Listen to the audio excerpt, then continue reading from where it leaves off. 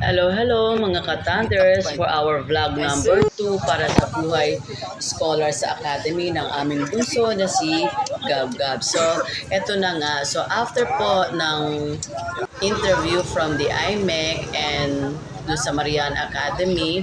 Again, ito pong mga bata ay nakareceive na naman po ng email from the Academy that they will have their 1 week immersion po sa main campus dito po sa Maritime Academy of Asia and the Pacific. So maaga po kami pumunta dyan. Makikita po sa video na kasama po ang mga hopefuls and aspirants po na kapwa magiging kadete sa loob ng academy ng aming bunso. Kasama ang kanilang mga parents. Dito po sa quadrangle po, pinagtipon-tipon ng mga bata, and after po, while waiting po sila doon sa quadrangle, the President and Sir El Chico po gave us the orientation or briefing na kung saan kami po ay nagkaroon po ng mga ideas what to expect at ano po mga gagawin po ng mga bata sa loob ng 1 week. This is actually the immersion period po na kung saan palalasa po nila kung ano ang buhay academy po o buhay scholar or shall I say buhay marino po sa loob ng academy. Paano maging seafarer or marino in the future.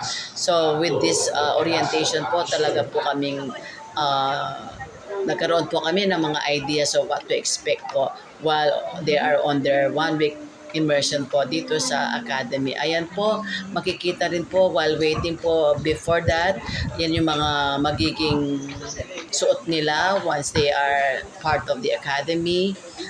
But before that also, magkakaroon din pa po sila ng mga final medical check-up before they get into the academy. Makikita rin po sa susunod pong mga videos na may final orientation din po sila para sa kanilang mga medical conditions po.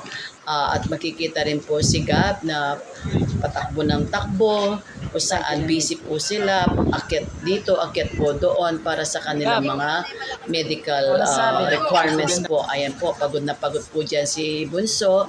And finally, after clearing and passing all the requirements, ayan na po yung bus na susundo po sa kanila, and thank God he is very much willing to face the challenge, and he's so brave to face the challenge actually, at kami pa po ang kinakabahan sa kanya, and siya parang walang kaba, and he is really so excited to be part of the academy.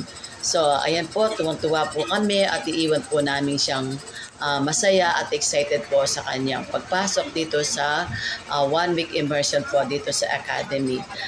Ayan po ang nangyari po after po ng interview, at hoping po na after po ng 1 week, he can go further at magugustuhan niya po lalo ang pag-stay namin o pag-stay niya doon sa academy. Ayan po, so it's bye-bye time. Nandiyan po sa loob si Gab Gab dyan at ipapasok na po sila sa kanilang barracks with other aspirants po. So with that, thank you for watching and wait for my next vlog para sa kanyang buhay marino, buhay seafarer at buhay estudyante sa loob ng MAA. Bye for now. Thank you for watching.